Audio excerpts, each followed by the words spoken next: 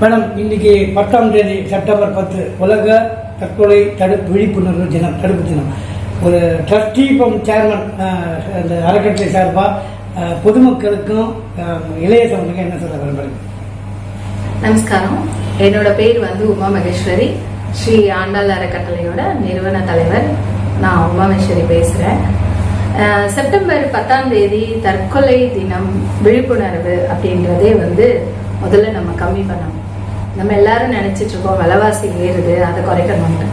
இந்த மாதிரி தற்கொலை தினங்களையும் நம்ம குறைக்க வாழ்நாள்ல பார்க்கணும். இந்த தற்கொலைக்கு முக்கிய காரணம் என்னன்னு பாத்தீங்கன்னா, ஒரு 2-3 விஷயமா இருந்தா கூட முதல்ல நான் சொல்றது நம்ம குடும்பமா தான் இருக்கும். முன்னாடி எல்லாம் பாத்தீங்கன்னா நம்ம குடும்பத்துல உறுப்பினர்கள் பாத்தீங்கன்னா ரேஷன் கார்டே பத்தவே பத்தாது. இன்னைக்கு ரேஷன் கார்டுல உறுப்பினர்கள் ரொம்ப கம்மியாயிடுச்சு. அப்படியே இருந்தா கூட எல்லாரும் பாத்தீங்கன்னா குழந்தைங்களை ஒண்ணுதான் பெற்றுக்கிறாங்க. அரசாங்கம் 2க்கு மேல வேணாம்னாங்க. இப்ப இவங்க ஒன்னே யோசிக்கிறாங்க. இந்த காலகட்டத்துல கம்யூனிகேஷன் ரொம்ப கம்மியா இருக்கு. மனசு விட்டு பேசுறது, அப்பா ஆபீஸ் போயிட்டு வந்த உடனே மொபைல் பார்ப்பாங்க, அம்மா ஏதோ சீரியல் பார்ப்பாங்க. அந்த குழந்தை என்ன பண்ணும்? நம்ம எல்லாரும் என்ன நினைச்சிட்டு இருக்கோம், மனசை சார்ந்தே வாழும். மனசுக்கு ஆசைப்படதான் தெரியும். மனசு எதை சொன்னாலும் கேட்காது. அறிவு சார்ந்து சிந்திக்கணும். நம்ம தற்கொலை தீர்வுன்னு நினைக்கிறோம். கிடையவே கிடையாது. அது தீர்வே கிடையாது. அது அடுத்த பிரச்சனைக்கான ஆரம்பம்.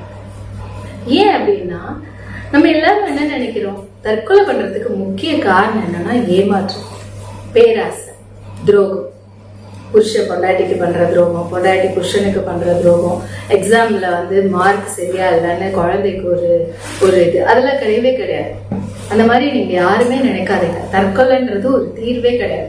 உங்களுக்கு அந்த மாதிரி ஒரு எண்ணங்கள் வருதா, உங்க குடும்பத்துல யார் இருக்காங்க, இல்ல உங்களுக்கு நெருங்கிய நண்பர்கள் யார் இருக்காங்க, இல்ல யாருமே இல்லைன்னா கூட நம்ம காவல்துறை இருக்கிறாங்க.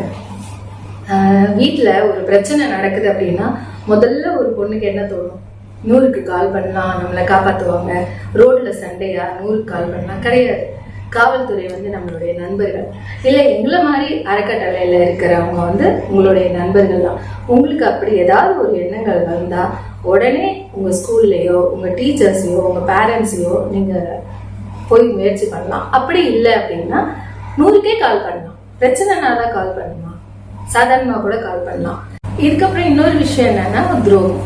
நம்ம புருஷ பொண்டாட்டியோ அப்பா அம்மாவோ துரோகம் அப்படின்றது ஒரு விஷயமே கிடையாது.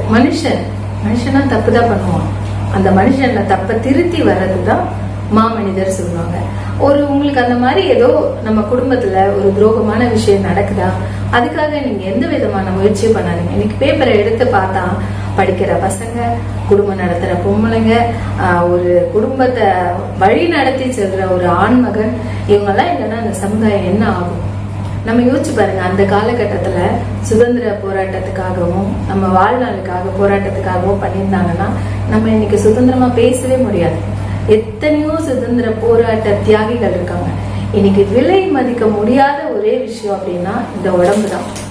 கண்ணு, கிட்னி, கை, எது இல்லைனாலும் வாழலாம். இதோடைய ஒன்னொன்னுடைய விலை சொல்லுங்க பார்க்கலாம். ஒரு கண்ணை நீங்க வைக்கணும்னா அதோட விலை என்ன தெரியுமா?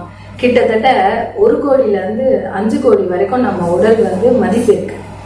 அந்த மதிப்புள்ள ஒரு உடலை நீங்க அனாவசியமா ஒரு நிமிஷம் கோபமோ ஆசையோ யார் மேலேயோ உள்ள வெறுப்புக்காக இந்த உயிரை மாற்றிக்கிறீங்க. தயவு செய்து உங்க தாழ்மையுடன் உங்களை கேட்டுக்கொள்கிறேன், இந்த விஷயத்த பண்ணாதீங்க. உங்களோட அருமை உங்களுக்கு என்ன தெரியணும் அப்படின்னா, ஒரு நாள் நீங்க ஒரு ஹாஸ்பிட்டல்ல போய், கவர்மெண்ட் ஹாஸ்பிட்டல்லையோ இல்ல எங்களை மாதிரி ஒரு அறக்கட்டளையை சார்ந்து நீங்க பாருங்க. வெளி உலகத்துல எவ்வளவு கஷ்டப்பட்டு வாழ்ந்துட்டு இருக்காங்க. ஒரு கை இல்லாம, கால் இல்லாம எத்தனையோ பேர் வாழ்றாங்க. எதுக்கு? அவங்க எல்லாரும் நினைச்சிருந்தா ஒரு நிமிஷத்துல நம்ம உயிரை மாற்றிக்கலாம். கிடையாது. அது விதிப்படி போகட்டும். நீங்க தன்னம்பிக்கையோட போராடணும், தன்னம்பிக்கையோட வாழணும், தன்னம்பிக்கையோட இருக்கணும். நீங்க 4 பேருக்கு முன் உதாரணமா இருக்கணும். அதுதான் வாழ்க்கை, அதுதான் நிஜம். வணக்கம். இந்த நேரத்துல ஒண்ணு சொல்லிக்கிறேன். தற்கொலை ஒரு தீர்வாகாது. தற்கொலை ஒரு சரியான முடிவும் இல்லை. உங்களுக்கு அந்த மாதிரி ஒரு தற்கொலை எண்ணம் தோணிச்சு அப்படின்னா தனிமையில இருக்காதீங்க. பழிச்சொல் சொல்லுவாங்க, பழிச்சொல்ல ஏத்துக்காதீங்க. அது சரியான விஷயமா இருக்காது. உங்களுக்கு அந்த மாதிரி எண்ணம் தோணுச்சுன்னா நீங்க முதல்ல தனிமையில இருக்காதீங்க, நல்ல புக்ஸா படிங்க, நல்ல பாட்டு கேளுங்க, நல்ல ஒரு காமெடி பாருங்க, இல்ல உங்க வீட்டு பக்கத்துல ஒரு நல்ல குழந்தை இருந்ததுன்னா குழந்தையோட கூட உங்களோட டைம் ஸ்பெண்ட் பண்ணுங்க. தகத்தெறிவோம் தற்கொலை எண்ணத்தை. வாழ்க வளமுடன். உங்களுக்கு பிடிச்சிருந்தா லைக் பண்ணுங்க, கமெண்ட் பண்ணுங்க, ஷேர் பண்ணுங்க, மறக்காம சப்ஸ்கிரைப் பண்ணிடுங்க.